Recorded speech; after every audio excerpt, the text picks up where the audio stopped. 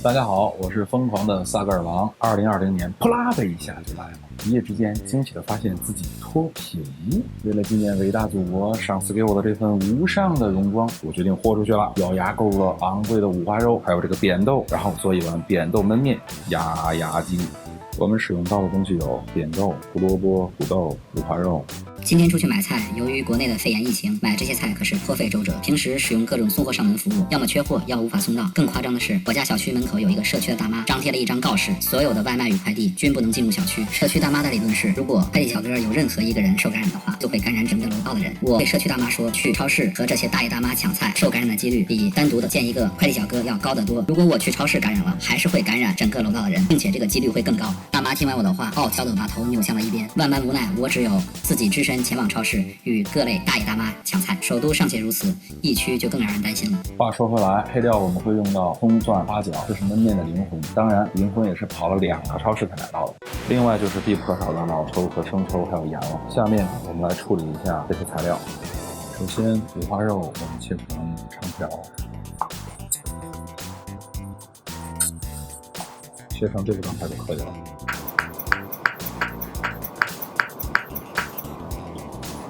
土豆切条，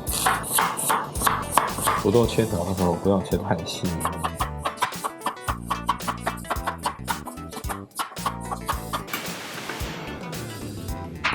除了配料和辅料之外，当然最重要的就是湿面条了。面条一定要选用湿面条，冰箱里冻过的也可以，绝对不能选择干的。葱蒜我们简单处理，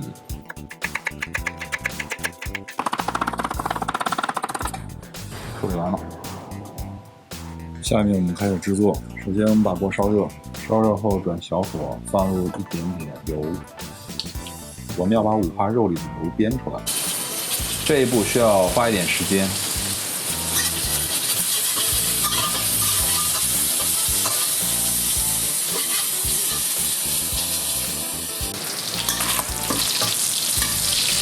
油已经煸得差不多了，我们放入豆角。把五花肉拨上来，让这个油好好把豆角煸一下。这个最好的状态是要把豆角煸出这种表面起泡的状态，口感是最好的。煸得差不多以后，我们放入大料，一部分葱蒜，不要放全部，因为一会儿出锅前我们还要再放一部。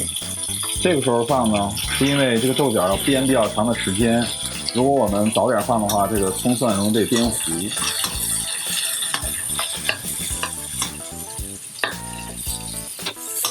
煸出葱蒜的香味之后，放入酱油，然后加入开水，开水的量以没过豆角2指为准。这时候开大火，我们把水烧开，烧开以后，我们稍微的焖煮这个豆角5到10分钟。因为豆角非常不容易成熟，所以我们需要多花一点时间把它煮软。焖煮的差不多了，这时候我们放一点点老抽，主要是为了上色，一点就好。然后我们把这个汤盛出来一步，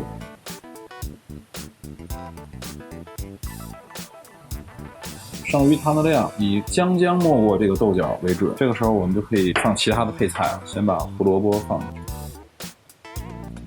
去，均匀的撒进去就好。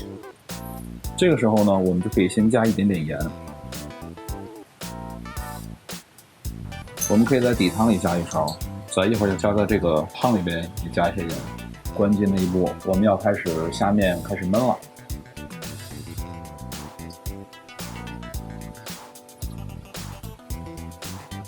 焖的过程中，我们要不时去查看这个下面的水还够不够，把锅稍微歪一点。如果有水的话，那就没问题，我们就可以放心焖。当发现水不够的时候，我们就一勺汤，然后沿锅边淋入。这个过程大概需要2-3次，时间大概来10到15分钟。我们现在在焖面，焖面的过程中，我想再说几句。虽然祖国给我脱了贫，但是不说点什么似乎不好。但是现在这个环境说多了似乎更不好。其实我一直没想明白一个问题：既然2020年已经都实现全面小康了，那为什么还有贫困县的存在呢？我随便搜索了一下，全国有485个贫困县，光围绕北京的河北省就有13个贫困县，而且这都是最新的数据。既然大家都小康了，为什么盛满小康人民的县却是一个贫困县呢？带着这个思考，我们把焦点放回面上。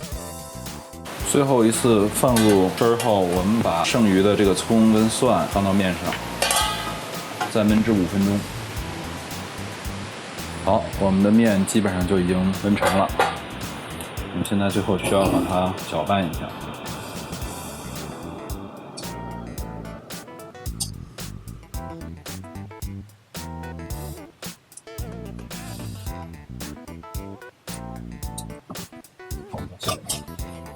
放进去。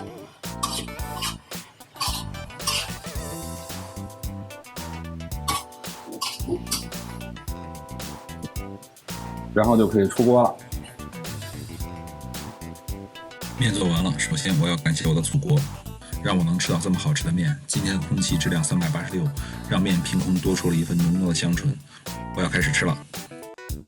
最后感谢各位观看，这是我的第一个视频，欢迎大家订阅我的频道，谢谢。